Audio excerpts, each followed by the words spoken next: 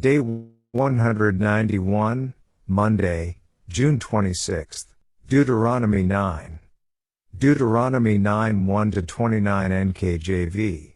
Hear, O Israel, you are to cross over the Jordan today, and go in to dispossess nations greater and mightier than yourself, cities great and fortified up to heaven, a people great and tall, the descendants of the Anakim, whom you know, and of whom you heard it said, who can stand before the descendants of Anak?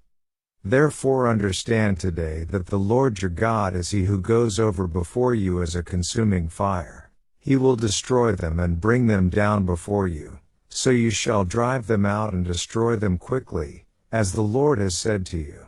Do not think in your heart, after the Lord your God has cast them out before you, saying, because of my righteousness the Lord has brought me in to possess this land. But it is because of the wickedness of these nations that the Lord is driving them out from before you.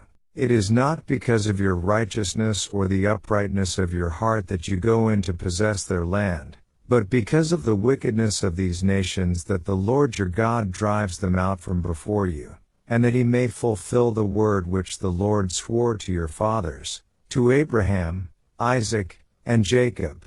Therefore understand that the Lord your God is not giving you this good land to possess because of your righteousness, for you are a stiff-necked people. Remember, do not forget how you provoked the Lord your God to wrath in the wilderness. From the day that you departed from the land of Egypt until you came to this place, you have been rebellious against the Lord. Also in Horeb you provoked the Lord to wrath, so that the Lord was angry enough with you to have destroyed you. When I went up into the mountain to receive the tablets of stone, the tablets of the covenant which the Lord made with you, then I stayed on the mountain 40 days and 40 nights. I neither ate bread nor drank water. Then the Lord delivered to me 2 tablets of stone written with the finger of God, and on them were all the words which the Lord had spoken to you on the mountain from the midst of the fire in the day of the assembly. And it came to pass, at the end of 40 days and 40 nights, that the Lord gave me the 2 tablets of stone, the tablets of the covenant. Then the Lord said to me, Arise, go down quickly from here, for your people whom you brought out of Egypt have acted corruptly. They have quickly turned aside from the way which I commanded them. They have made themselves a molded image. Furthermore the Lord spoke to me, saying, I have seen this people, and indeed they are a stiff-necked people. Let me alone, that I may destroy them and blot out their name from under heaven. And I will make of you a nation mightier and greater than they. So I turned and came down from the mountain, and the mountain burned with fire, and the 2 tablets of the covenant were in my 2 hands. And I looked, and behold, you had sinned against the Lord your God, had made for yourselves a molded calf. You had turned aside quickly from the way which the Lord had commanded you. Then I took the 2 tablets and threw them out of my 2 hands and broke them before your eyes. And I fell down before the Lord, as at the first, 40 days and 40 nights. I neither ate bread nor drank water, because of all your sin which you committed in doing wickedly in the sight of the Lord, to provoke him to anger. For I was afraid of the anger and hot displeasure with which the Lord was angry with you, to destroy you. But the Lord listened to me at that time also. And the Lord was very angry with Aaron and would have destroyed him. So I prayed for Aaron also at the same time. Then I took your sin, the calf which you had made, and burned it with fire and crushed it and ground it very small, until it was as fine as dust. And I threw its dust into the brook that descended from the mountain. Also at Taberah and Massah and Kibroth Hattaavah you provoked the Lord to wrath.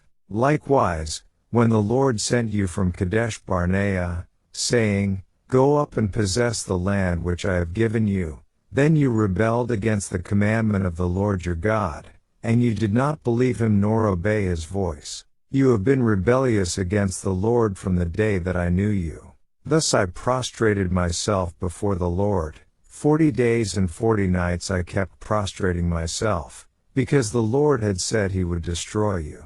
Therefore I prayed to the Lord, and said, O Lord God, Do not destroy your people and your inheritance whom you have redeemed through your greatness, whom you have brought out of Egypt with a mighty hand. Remember your servants, Abraham, Isaac, and Jacob.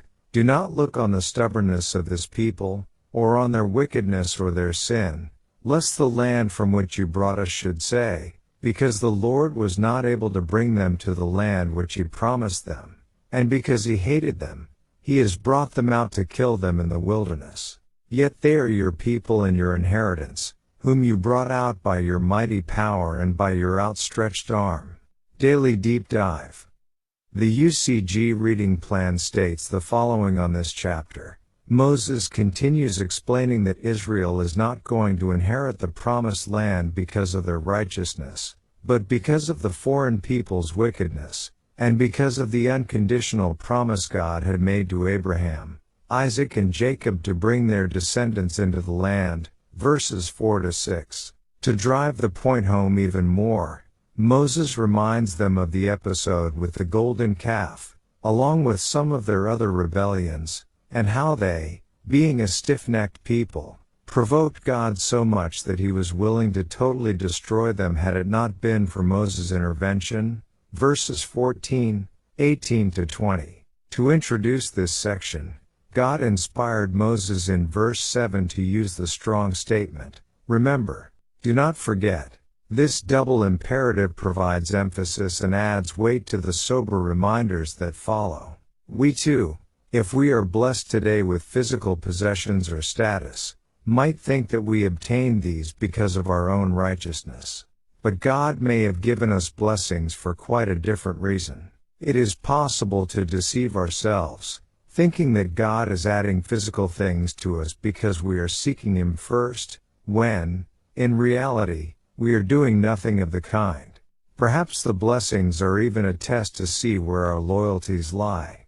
Verses 9 and 19 show Moses as a beloved servant of God because of his love for the people of God.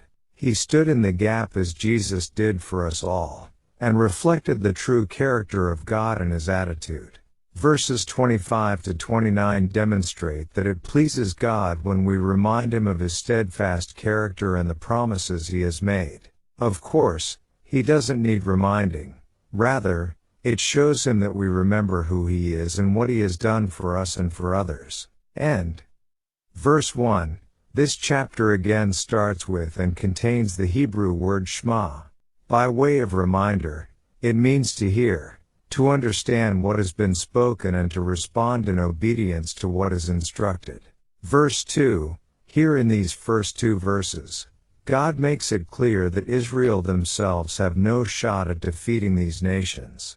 These nations are stronger than they are, have well-built fortified cities designed to prevent being conquered, and they are strong giants that could easily overpower the warriors of Israel. Their coming success is not humanly possible.